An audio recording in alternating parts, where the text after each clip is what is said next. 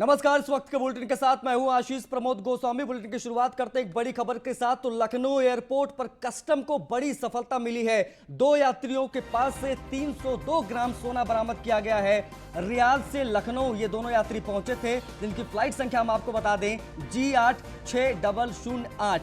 इस फ्लाइट से लोग पहुंचे थे लखनऊ। जीन्स के अंदर सोने के बिस्किट छिपाकर लखनऊ पहुंचे थे, जहां पर कस्टम ने इन्हें दबोच लिया।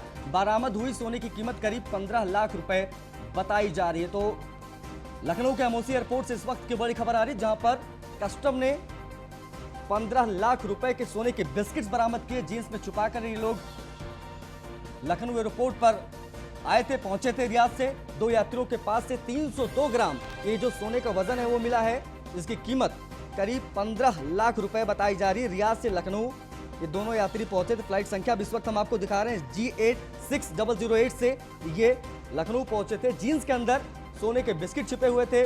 कस्टम ने जब जांच की तब इन्हें पकड़ा गया लखनऊ के एमओसी एयरपोर्ट से। इस वक्त की बड़ी खबर आपको हम बता दें, कस्टम को एक बड़ी सफलता मिली है। 2 यात्रियों के पास से 302 ग्राम सोना मिला है। जीन्स में छिपाकर रियाद से लोग सोना लेकर पहुंचे थे। फ्लाइट संख्या हम आपको बता रहे हैं, रियाद से लखनऊ पहुंचे थे। फ्लाइट संख्या G86008 से लखनऊ आए। जीन्स के अंदर सोने के बिस्किट छिपे हुए थे, जिसका वजन 302 ग्राम करीब 15 लाख रुपए।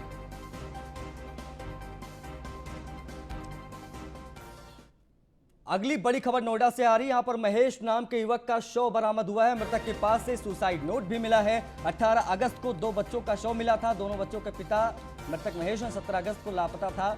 17 अगस्त से जो मृतक महेश है वो लापता थे। 2 बच्चों के बाद आज पिता का भी शव मिला है। नोएडा के बसई गांव में ये महेश का शव मिला है। होशियारपुर गांव में रहता था मृतक महेश।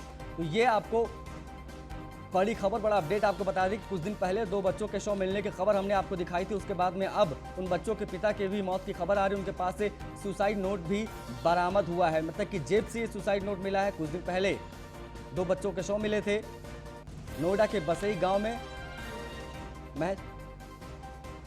प्रिया राणा हमारी सहयोगी ज्यादा जानकारी के साथ फोन लाइन पर जुड़ गई है। प्रिया, क्या जानकारी निकलकर सामने आ रही है?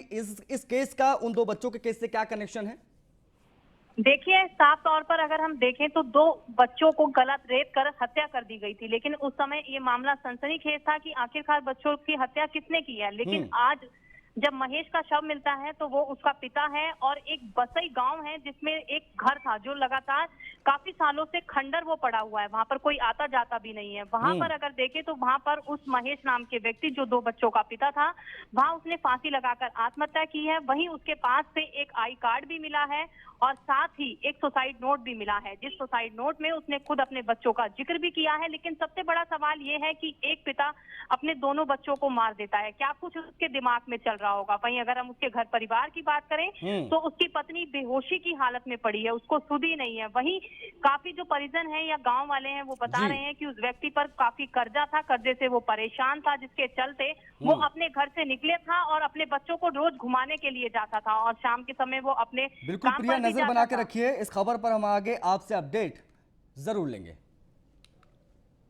बढ़ते आगे तो लखनऊ के मोहनलालगंज में केंद्रीय मंत्री कौशल किशोर का जन आशीर्वाद यात्रा का कार्यक्रम हुआ, जहां बीजेपी कार्यकर्ताओं ने केंद्रीय मंत्री कौशल किशोर का जोरदार स्वागत किया और उन्हें बधाई दी। इस दौरान केंद्रीय मंत्री ने कहा है कि कोरोना वायरस जैसे भीषण महामारी को देखते हुए आप सभी लोग मास्क और सैनिटाइजर और वैक्सीनेशन कराने की आप लोगों को जरूरत है और ज्यादा से ज्यादा लोग इस अभियान में हिस्सा लें। सभी लोग वैक्सीन जरूर लगवाएं। साथ ही कहा है उन्होंने कि भारत में नौजवानों ने जो प्रदर्शन किया है, इसको देखते हुए यूपी में भी खेलो अभियान को लेकर नई मुहिम की शुरुआत की जाएगी।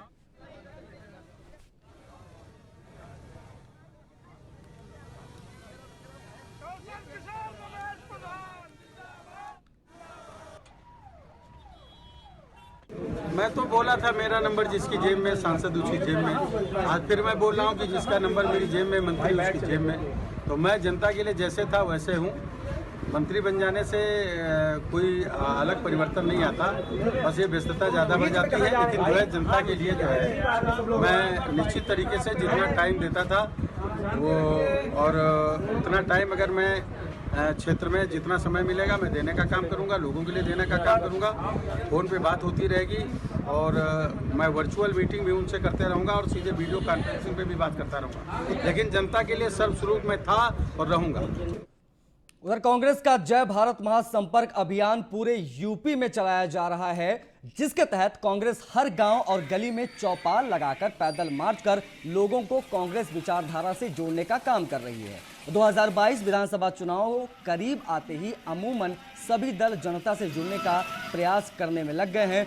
इसी कड़ी में कानपुर देहात में भी कांग्रेस जिला कमेटी अध्यक्ष नरेश कटियार के नेतृत्व में पूरे जिले में जय भारत महासंपर्क अभियान चलाया जा रहा है, जिसमें वो खुद पार्टी कार्यकर्ताओं के साथ लोगों को जागरूक और पार्टी नीतियों से अवगत करा रहे हैं।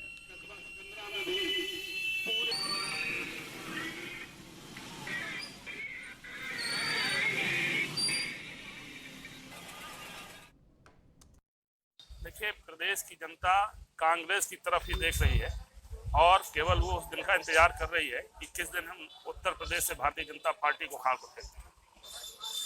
2022 चुनाव की तैयारी में कांग्रेस अपने आप को कितना मजबूत देखती है?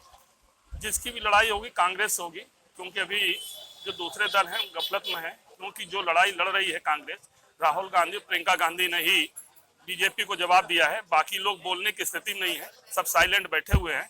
जब पूरे प्रदेश की जनता करा रही है, कमर तोड़ दी गई है, तो निश्चित तौर पर वो देख रहे हैं कि फ्यूचर में किसने क्या किया है।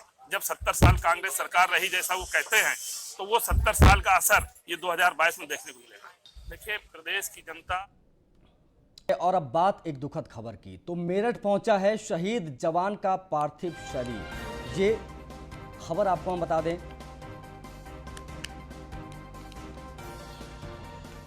पार्थिव शरीर पहुंचा है। आपको बता दें कि कुछ देर पहले हमने ये खबर आपको दिखाई थी, जब ये तस्वीरें देखिए। लेकिन बड़ी चीज ये है कि आतंकियों से लोहा लेते हुए सूबेदार राम सिंह शहीद हुए, लेकिन 2 आतंकियों को ढेर करने के बाद शहीद हुए हैं के शर्मा। हमारे सहयोगी सीधा मेरठ से हमसे लाइव जुड़ रहे हैं, उनसे बातचीत करते हैं। शर्मा जी, क्या तस्वीर आप वहां पर देख पा रहे हैं? क्योंकि जाहिर सी बात है, जब एक भारत का जवान शहीद होता है तो दुख होता है और सबको दर्द होता है, पूरा हिंदुस्तान रोता है। लेकिन फिलहाल आप वहां पर क्या तस्वीर देख पा रहे हैं, क्या हालात है वहां पर? और लग रहा है कि आसमान भी रो रहा है आज शहादत राम सिंह की जो उन्होंने दी है। 3 बेटी 1 बेटा है और पूरे परिवार में से करीब आधे दर्जन से ज्यादा लोग मिलिट्री में है। जिस गांव को वो बिलोंग करते हैं उसमें से 65% लोग सेना में है।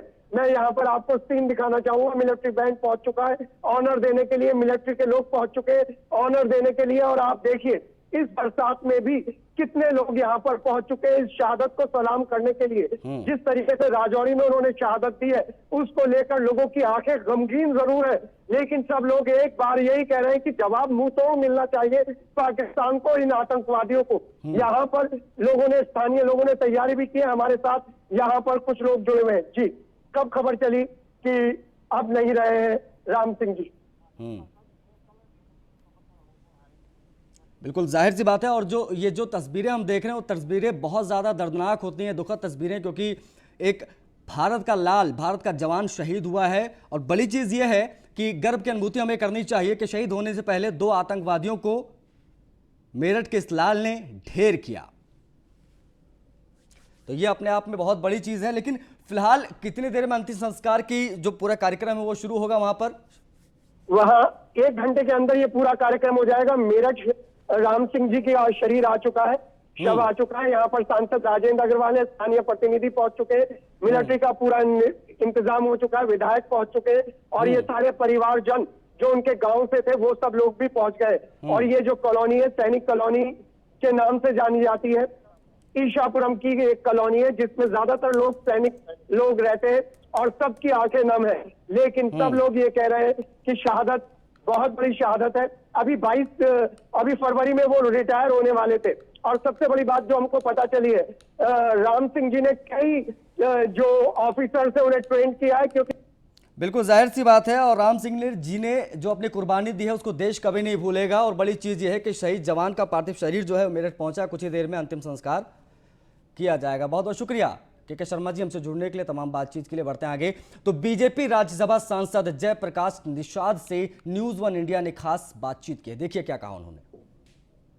उत्तर प्रदेश में 2022 में विधानसभा होने हैं, उससे पहले जो पार्टियां हैं उन्होंने चुनावी बिगुल फूंक दिया है। हमारे साथ बातचीत करने के लिए मौजूद हैं भारतीय जनता पार्टी से राज्यसभा सांसद जयप्रकाश निषाद जी। सबसे पहले सर आपका बहुत बहुत स्वागत है।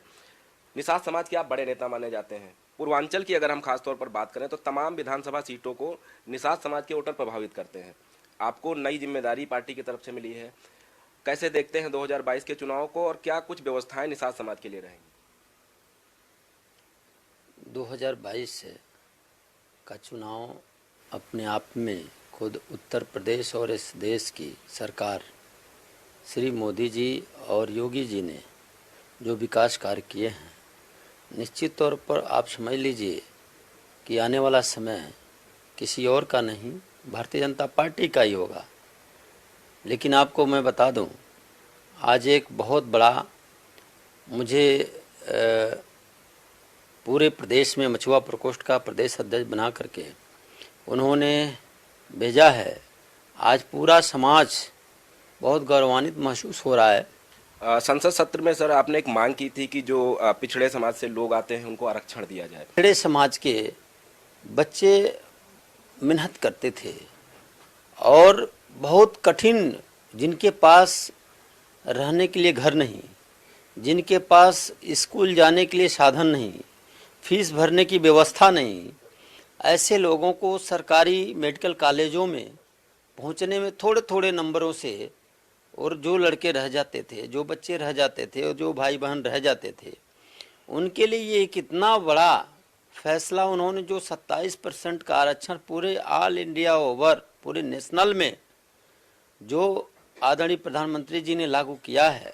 आज उन पिछड़े वर्ग के नौजवान भाई बहनों में इतनी खुशी की लहर है कि अब हम लोग डॉक्टर बनेंगे। तो हमारे साथ बातचीत कर रहे थे भारतीय जनता पार्टी से राज्यसभा सांसद जयप्रकाश निषाद जी, जिनका साफ तौर पे कहना है कि जो भारतीय जनता पार्टी का नारा है सबका साथ, सबका विकास और सबका विश्वास, उसी की तर्ज पर चुनाव लड़ा जाएगा और 2022 में प्रचंड बहुमत से उत्तर प्रदेश में भारतीय जनता पार्टी सरकार बनाएगी। वीडियो जर्नलिस्ट अमित साहनी के साथ नीलेश चौहान, न्यूज़ 1 इंडिया, लखनऊ। उत्तर बीजेपी की जन आशीर्वाद यात्रा को लेकर बरेली के आंवला से बीजेपी सांसद धर्मेंद्र कश्यप से हमारे सहयोगी अयाज खान ने खास बातचीत की है। इस दौरान उन्होंने कहा कि हम जो कहते हैं हम वो करते भी हैं। हमारे साथ हैं आंवला से लोकप्रिय सांसद धर्मेंद्र कश्यप जी, उनसे जानते हैं बहुत से ऐसे बयान आए हैं और बीजेपी यात्रा निकाल रही है, उसको लेकर क्या कहें? देखिए, हम बधाई देना चाहते हैं देश के प्रधानमंत्री आदरणीय नरेंद्र मोदी जी। जिस तरह से प्रधानमंत्री जी ने, क्योंकि भारतीय जनता पार्टी सब स्पर्शी सब ग्राही की बात करना चाहती है, तो जिस तरह से कोई ऐसा जाति वर्ग नहीं है जिसको बीजेपी छूने का काम ना करती। मैं इसलिए बधाई देना चाहता हूँ, देश के अंदर 27 ओबीसी के मंत्रियों को बनाने का प्रधानमंत्री ने काम किया। तो ये वो मंत्री हैं कि जो अपने क्षेत्रों में जाकर के, और विशेषकर जो जन आशीर्वाद यात्रा निकाली जा रही है, हर तबके को छुए, हर क्षेत्र को छुए और सरकार की जो उपलब्धियां हैं वो जन जन तक जाएं और पुनः प्रदेश में भारतीय जनता पार्टी की सरकार बने, इसी उद्देश्य को लेकर के भारतीय जनता पार्टी काम करे। सपा ने जन आक्रोश यात्रा निकाली। देखिए, सबकी सरकारों को सबने देखा है, किसी के पास कोई ऐसा बिंदु नहीं है कि आ जाए कि हम आएंगे तो नया काम करेंगे। हमने कहा था कि हम सत्ता भी बदलेंगे और हम व्यवस्था भी बदलने का काम करेंगे। ये थे हमारे साथ लोकप्रिय सांसद आंवला से बीजेपी धर्मेंद्र कश्यप जी ने साफ तौर पे कहा है कि हमारी फिर सरकार बनेगी। और फिलहाल आप देख सकते हैं किस तरीके से लाइन लगी हुई है, लोगों की समस्याएं सुनते हैं जब भी होते हैं यहाँ। पूरी तरीके से सरकार जनता के पक्ष में खड़ी है और समाधान के लिए। मैं अयाज खान, बरेली। उधर गणेश जोशी ने न्यूज़ 1 इंडिया से खास बातचीत की है। जेपी नड्डा के मिशन उत्तराखंड पर बात भी उन्होंने की।